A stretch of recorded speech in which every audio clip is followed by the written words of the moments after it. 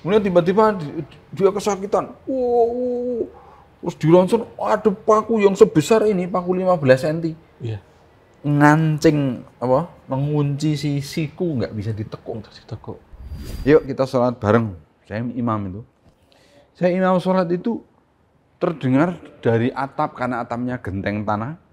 Rotok, terus paku pada jatuh, kelunding.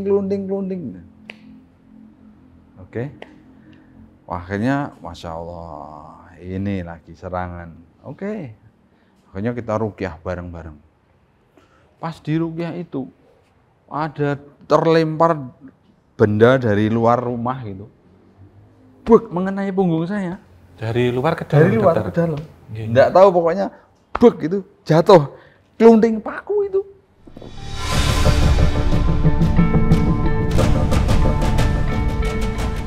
Bahkan dalam satu kesempatan di mana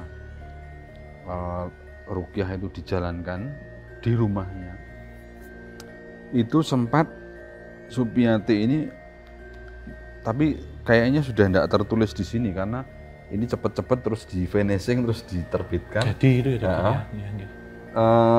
Setelah itu kami masih melakukan penanganan dan kisahnya masih panjang.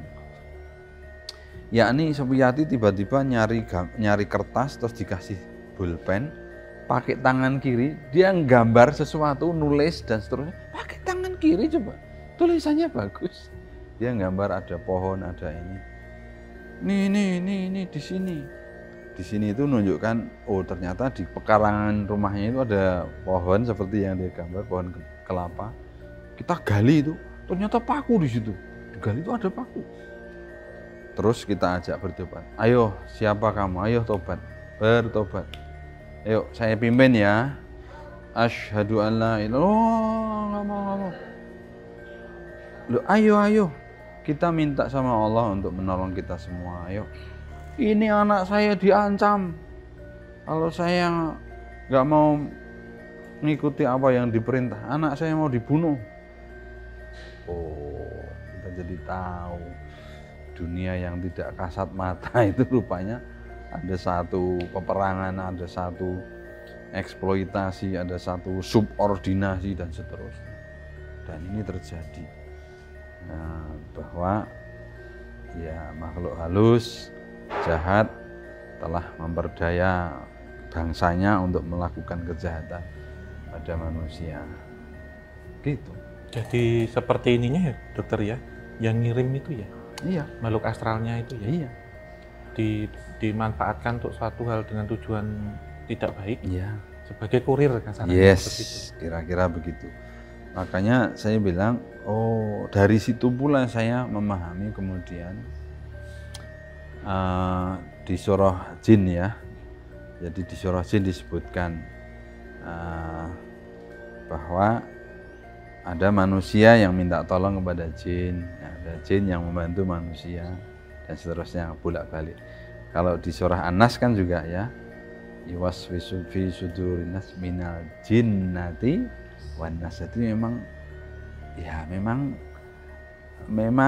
ya dua makhluk ini ada potensi untuk bekerja sama untuk kebaikan maupun keburukan.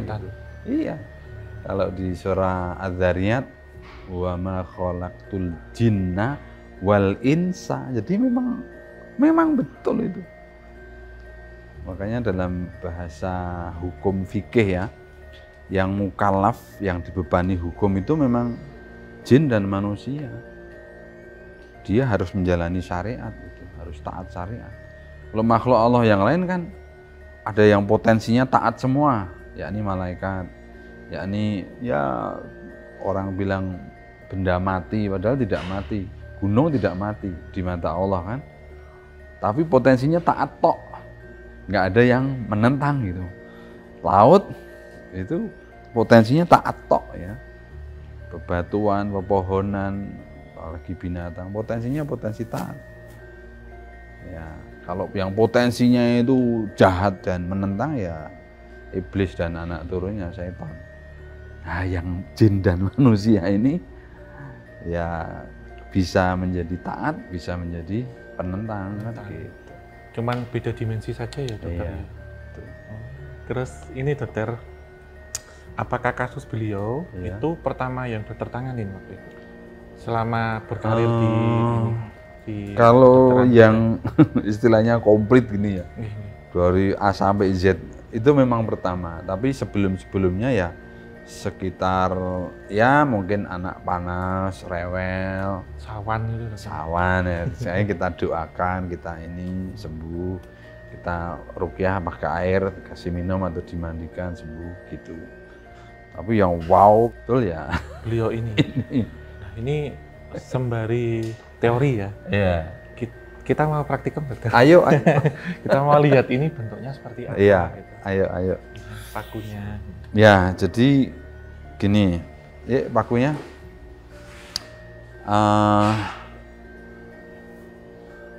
Kayak godok ya. Ya, Maaf dokter. ya. Jadi begini. Ini kita bicara tentang energi. Ya. Energi fisik dan energi metafisik. Fisik. Ya. Oh, ini banyak banget. Memang kita koleksi. Dari beliau Iya. saja atau dari pasien yang lain? Ini dari beliau saja. Coba bisa dilihat. Ada yang bentuknya paku apa ini? Paku reng, paku Macam-macam ya, usuk. dokter. Ada yang bentuknya kawat saja. Ada yang kayak ulir. Ada yang kayak ulir. Ya. Nah, ini. Merinding dokter. Tentunya energinya ini. Ya. Iya. Ini rambut yang tadi saya bilang.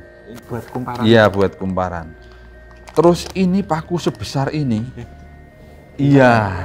Coba bisa Taruh sini dibayangkan. nggak apa-apa dokter. Iya, nggak apa-apa. Nah, jadi ini di sini. Dipraktekkan nggak apa-apa dokter. Ya, ini di sini. Betul-betul di rongsen itu tergambarnya di sini. Sebesar ini coba. Jadi ketika Bayangkan. ini gini nggak bisa dokter. Iya, nggak bisa. Nah, tapi anehnya, saya ya Allah, bukan saya takut, bukan saya apa, tapi saya kasihan sama ini pasien. Kalau harus saya belah sikunya untuk mengeluarkan paku ini, kita berdoa, tim berdoa, tim ruqyah berdoa. Begitu berdoa di meja operasi pasiennya, Bismillah, Bismillah, tawakkaltu ala Allah, ini tak tekuk gini bisa. Wih.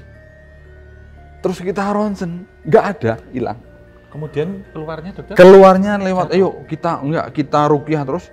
Ini mutah ini, mutah iya. Oh, maaf dokter, di proses kesininya apakah ada luka atau Tidak, infeksi di sama kerongkongan? sekali, sama sekali tidak. Padahal maaf ya dokter, logikanya kan posisi di Iya, lengan. iya. Harusnya lewat mana kan? Nggak bisa Di lambung kan makanya. nggak ada Nah, salurannya kan? ya. Kalau secara anatomi ini. Iya betul. Fisiologinya ya. Iya nggak bisa. Makanya sekali lagi ahli yakni medis nggak bisa menerangkan. Berarti ini betul-betul keahlian yang di luar medis. Nah, sehingga saya melakukan upaya ini itu dalam rangka menolong pasien. Ya pernah juga sih ada sejawat yang mengingatkan saya kira nanti kamu bisa kena pasal malpraktek katanya. Kenapa malpraktek? Kan mempraktekkan ilmu yang bukan ilmu kedokteran. Betul juga ya. Tapi terus saya pikir, sebetulnya ilmu kedokteran ini, saya punya buku-buku, satu almari lebih itu, kalau ditambah satu buku saja, maka kemudian akan menjadi logis, akan menjadi masuk. Nah, satu buku itu namanya Al-Quran. Di Al-Quran disebut Al-Baqarah 102 ya. Halaman 16 paling kanan sebelah atas. Silakan. Wattaba'u ma tatlus syayatina ala mulki Sulaiman wa ma kafara Sulaiman walakinna syayatina kafaru yu'allimuna an-nasa sihr. Sihir itu memang ada. Ya sudah. Itu jadi logis. Kenapa dibilang tidak logis? Faktanya ada. Kemudian kan ini dokter waktu itu kan kalau tadi dijelaskan kan tentunya bertentangan dengan medis ya, secara yang dipelajari. Sering kita dengar penyakit non medis itu menjadi medis dan kebalikannya medis menjadi non medis. Oke. Ini yang pertama dokter. Yang kedua, ketika beliau waktu itu kan ini ya berobat, kan banyak orang ketika ini sudah tidak tahu tentang penyakitnya, kemudian kan disarankan ke paranormal. Saya pernah ada hal yang sama dokter, jadi seseorang yang kasusnya sama sudah datang ke banyak paranormal dan itu kemudian tidak cocok, akhirnya menjadi seperti, maaf ya, sampah metafisik dalam tubuh. Berikutnya adalah kebanyakan orang sekarang itu mengira ya penyakit-penyakit tertentu yang belum tahu ataupun yang belum ada namanya, atau terkadang tersugesti sakit ini karena kiriman gitu, padahal itu ke medis dulu gitu. Nah, ketika ada beberapa orang yang bertanya saya kan tidak tahu tentang dunia seperti ini dokter. Selalu saya sarankan periksa secara medis dulu, karena terkadang penyakit medis tapi disalahartikan itu non medis dokter, jadi penanganannya salah.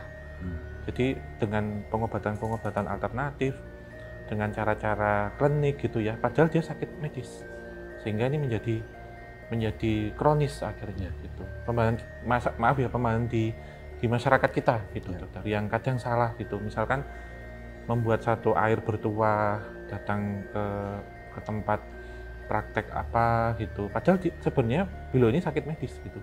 Itu bagaimana dokter? Betul.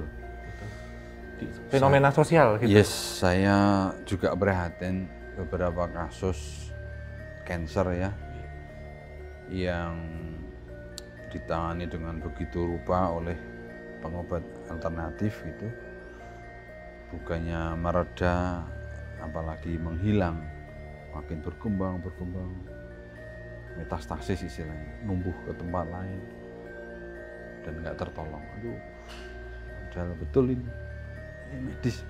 Artinya ketika saya ketemu orang ini dari ceritanya ya, katakanlah kalau dari sisi ukuran mungkin dulu baru seukuran ya rambutan, isi rambutan gitu, itu dioperasi buang selesai. Tapi berkembang terus muncul anak, waduh. Nah, makanya kembali kepada definisi ahli tadi itu. Siapapun kalau dia menggunakan kata per definisi ahli itu, mestinya ketika dia mempraktekkan, dia sudah harus sampai kepada kesadaran, oh kayaknya saya nggak mampu ini, gitu loh.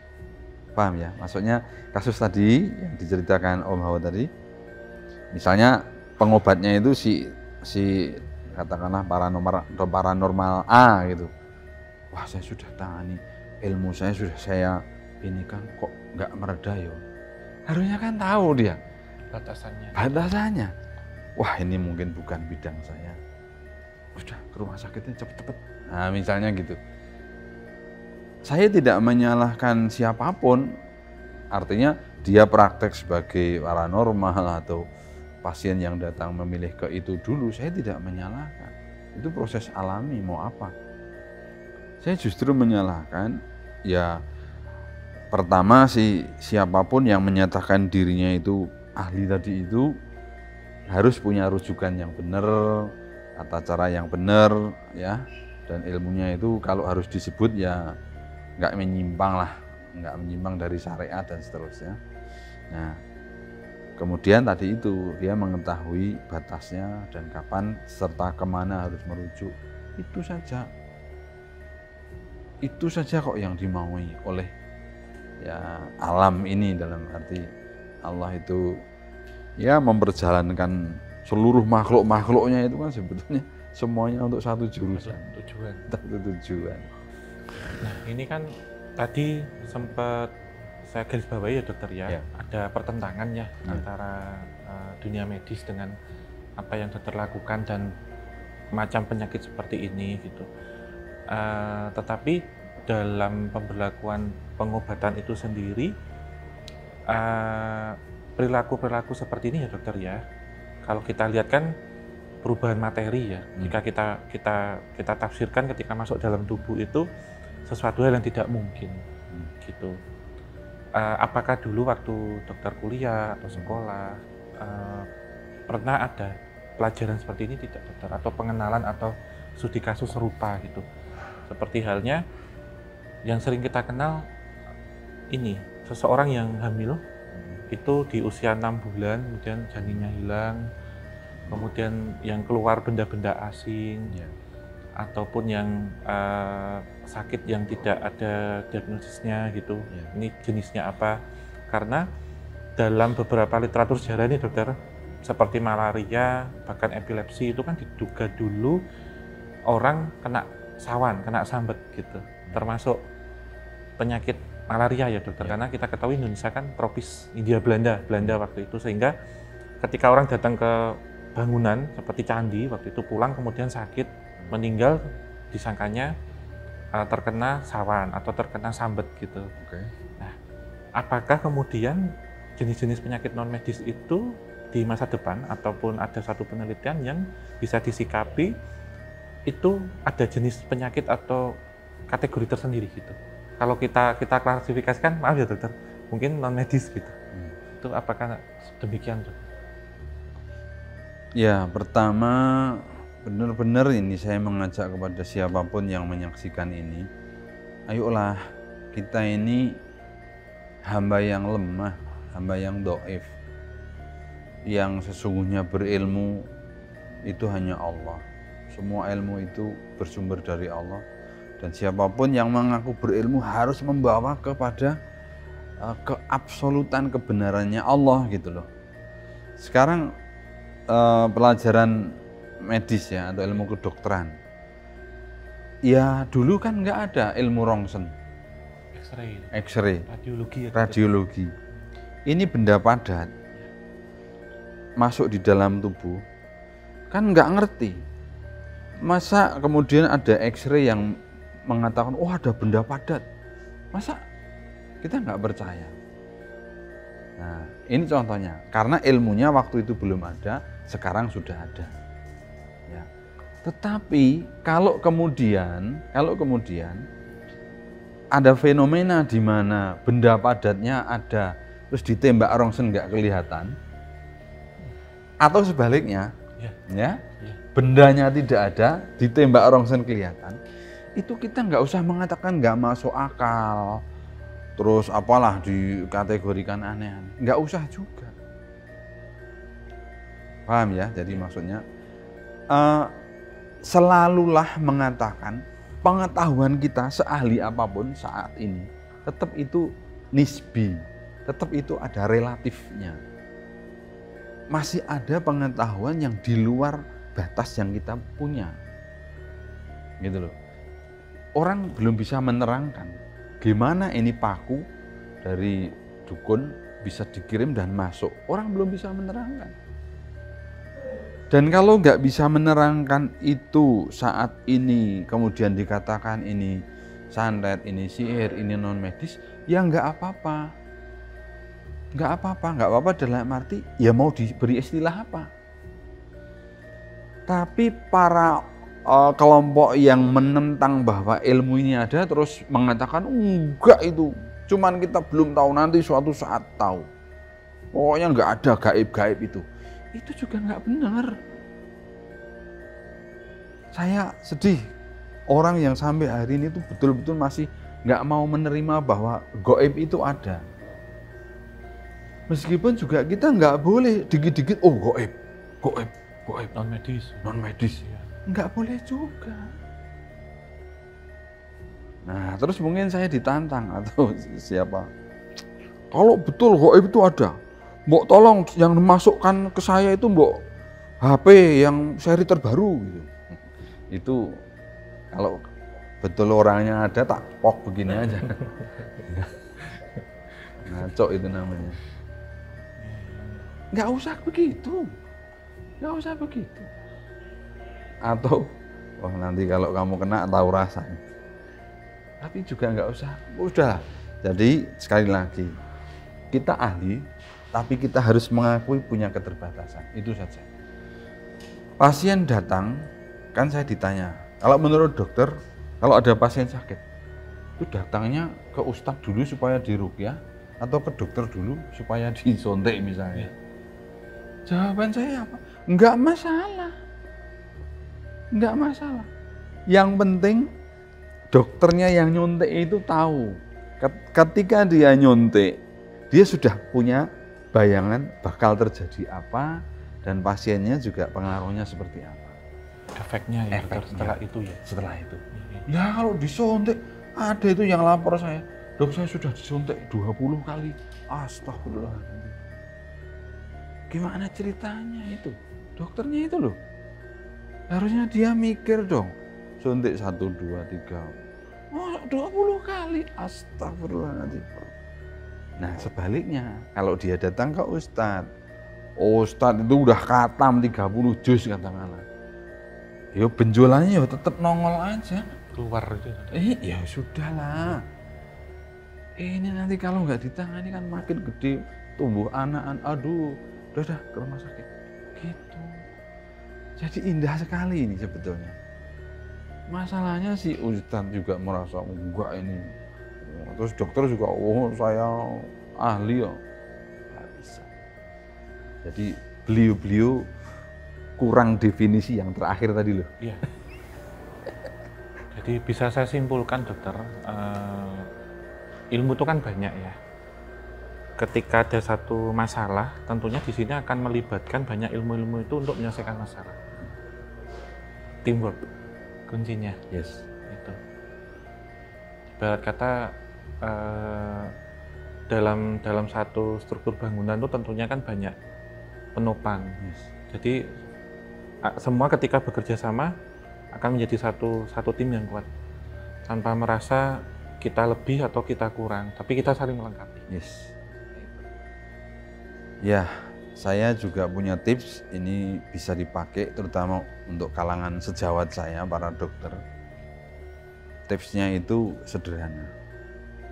Ingat ya, SGR. Apa wih? SGR. Sagiran. Berarti sebut dokter. Dokter Sagiran. Jadi kalau orang mengeluh penyakit, entah itu wujud artinya ada benjolan, ada luka, wujud, ataupun tidak wujud, pusing, nyeri kepala, sakit perut, itu kan nggak wujud. Tapi dia mengeluh. Cek aja pakai SGR system ini. Nah, dia sikapnya, S itu sikap. Sikapnya kepada sesama gimana? Marah-marah terus, bahkan ada yang lupa ini siapa. Wah ini masalah ini. Nggak cocok gara-gara ada benjolan kok marah-marah melulu, kan nggak cocok. Gitu loh. Nah, bahkan saya golongkan, kalau sampai dia itu lupa nama, lupa saudara, lupa tempat, itu sudah S parah itu. Kalau S ringan ya mungkin cuman oh ya gampang inilah. Tapi memang ada yang S-nya tetap normal. Tapi kemudian G, dia ada gangguan ibadah enggak? Kalau gara-gara dia bilang saya setiap sore itu sakit kepala, terus saya nggak bisa sholat. Nah masalah gangguan ibadah. Kalau sampai betul-betul nggak pernah saya bisa sholat, setiap sholat saya jungkel, nah parah. Tapi ada yang cuman lupa gitu atau terganggu, itu ringan. Nah, tapi ada yang 0, artinya ini saya golongkan 0, 1, 2. 0 itu masih aman, 1 itu ringan, 2 itu parah. Nah yang terakhir R.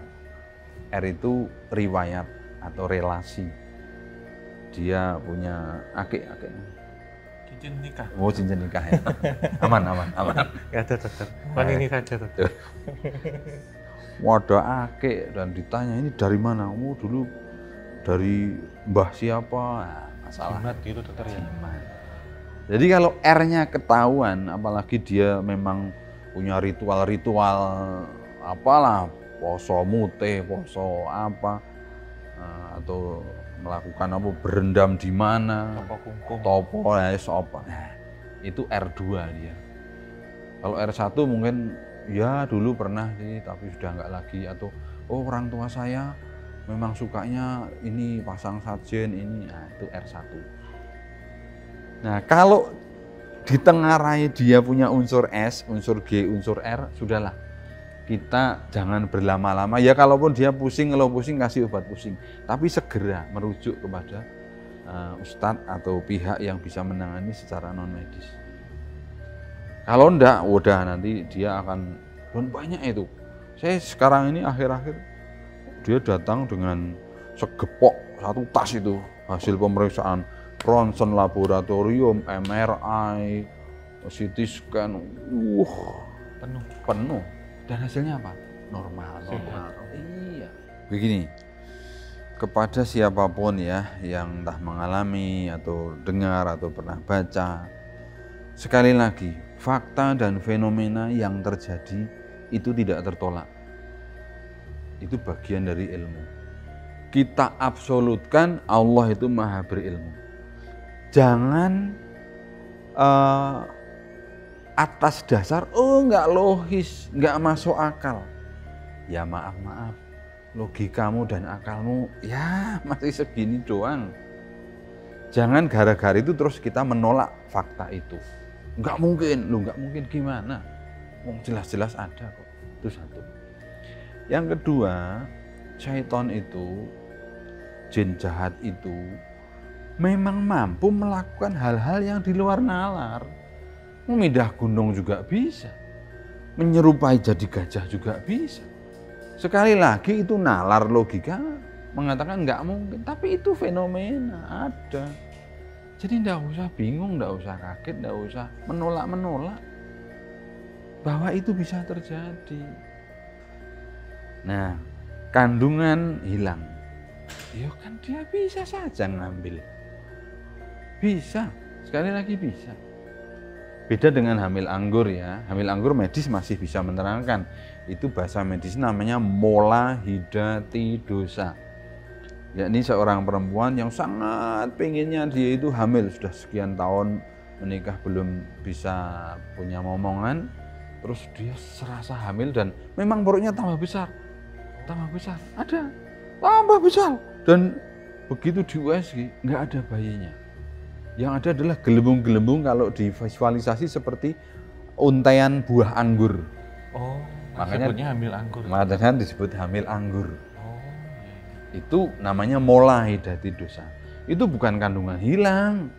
Itu memang ada, medis bisa menerangkan itu. Kecuali dulu dia USG dikatakanlah di usia 3 bulan sudah terbentuk janin, 5 bulan ada. Terus pas kontrol bulan ke-9 deket lahiran hilang. Nah itu betul, itu janin hilang. Nah maksud saya jangan sampai yang ternyata buah hamil anggur dia keluar, wah janinku hilang, mungkin diserang sana, diambil sana, dikirim ini itu. Jangan gitu, itu salah. Tetapi yang memang nyata-nyata hilang karena sudah ada USG dan tiba-tiba hilang, itu pun bisa terjadi. Dan nggak usah nolak mentah-mentah, nggak mungkin ini apa, oh mungkin dokternya salah, loh malah kemana-mana dia. Fakta USG-nya yang dulu memang ada, terus ini nggak ada. Ini memang terjadi, bisa.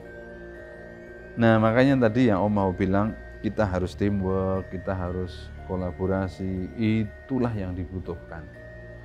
Dan saya sendiri sebagai profesi medis, saya sangat welcome. Ya, karena apa? Saya membayangkan begini. Kalau toh misalnya semua penyakit itu justru pertama kalinya itu dianggap non medis, saya ikhlas.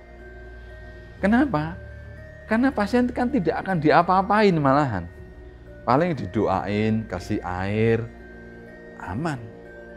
Bayangkan kalau pertamanya dianggap medis, bedah, ternyata nggak ada apa-apa coba. Atau diberikan obat-obat. Atau disuntik obat tadi yang 20 kali suntik. Wow. Saya ikhlas. Tapi tolong para ahli non medis itu tolong berkonsensus. Bikinlah perkumpulan yang benar, ilmunya juga harus benar, maksudnya janganlah paranormal tapi kemudian menggunakan bantuan maaf juga jin jahat. Jadi saya waktu nangani Supiati ini, ada orang yang memaksa betul, dok saya mau minta pakunya. Loh buat apa? Saya mau cari ini siapa yang ngirim.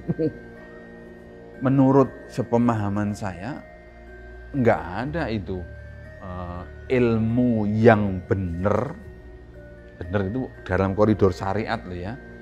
Kemudian bisa menemukan ini paku. Dan justru ilmu yang benar itu tidak akan berurusan dengan siapa yang mengirim. Urusannya adalah ini pasien sembuh. Dan kalaupun berurusan dengan yang mengirim, kita akan mengatakan, misalnya dia sedang meracau ya. Tadi si Supiati, oh, anak saya ditekak mau dibunuh. Ayo syahadat. Dengan syahadat, insya Allah Allah melindungi kamu dan anak-anak kamu. Maksudnya jinnya kan yang ngomong. Diancam ya dokter. Ya. Jadi ini diancam, diintimidasi. Kita nggak berurusan dengan yang intimidasi, tapi yang ini. Dan kita ajak tobat, ya, yang terperangkap. Kita urusannya, ayo kita bersyahadat. Kalau kamu mau syahadat, insya Allah kamu ditolong. Berikut anak-anakmu akan selamat, karena Allah Maha Kuasa. Itu kita nggak berurusan dengan orang jahat. Mohon maaf. Kalau saya sedikit melenceng ya dari ini, zaman dulu orang jahat ada nggak? Zaman Nabi maksud saya. Bahkan mohon maaf sekali lagi, orang yang berprofesi prostitusi ada nggak? Ada. Tapi yang dilakukan Nabi apa? Kan tidak mencari. Kalau mau mencari kan bisa. Mana ini? Pak penggal misalnya, tapi tidak. Yang berurusan adalah sahabat-sahabatnya, umatnya. Kamu dilarang ini, dilarang ini. Kita nggak berurusan dengan orang jahat. Orang jahat itu perlu disadarkan dengan ilmu. Ketika dia sadar terus bertobat, selesai. Oh ini dia maksa betul itu, sampai ngejar-ngejar saya. Minta paku, mau dicari siapa yang ngirim, mau tak balas loh. Aneh. Demikian. Luar biasa kuliahnya dokter. Ya, ini ilmu yang luar biasa dokter. Semoga menjadi amal ibadah. Amin.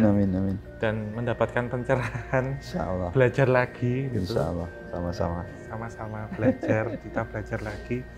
Dan jangan kapok ya dokter, kalau nanti memberikan mata kuliah lanjutan. Ini tentang analisis penyakit metafisik. Iya, siap, karena memang masih banyak. Ya, setelah kita ujian nanti lanjut ke SKS berikutnya ini. Karena ini nggak lulus kan nggak bisa mata kuliah berikutnya. Sudah praktikum, sudah teori. Jadi insya Allah nanti bisa bertemu lagi dengan dokter Sanggiran. Semoga diberikan kesehatan selalu, dokter, lancar rezeki. Amin. Usia yang panjang biar nanti bisa sharing-sharing ilmu. Amin. Dan bisa menjadi perantara dokter. Insya Allah. Oke, kita tutup ya. Terima kasih untuk teman-teman semua Sobat Javanika yang sudah menyaksikan dari awal hingga akhir. Tetap dukung channel Kisah Tanah Jawa dan juga podcast Obrolan Santai dengan cara subscribe, like, sharing sebanyak mungkin jika kalian suka, dan nyalakan lonceng. Dan tentunya tinggalkan masukan, kritik, dan saran di kolom komentar. Nah ini terima kasih juga untuk Dus Indonesia yang sudah memfasilitasi kita syuting pada kesempatan kali ini. Bagi teman-teman penggemar, penghobi, ataupun yang bekerja di bidang seni fotografi dan juga videografi, dapat mengunjungi dan tentunya berbelanja hanya di Dus Indonesia yang toko dan outletnya tersebar di seluruh Indonesia. Akhir kata, wabila taufik walhidayah. Wassalamualaikum warahmatullahi wabarakatuh. Mugia tansah pinaringan rahayu sagung dumadi.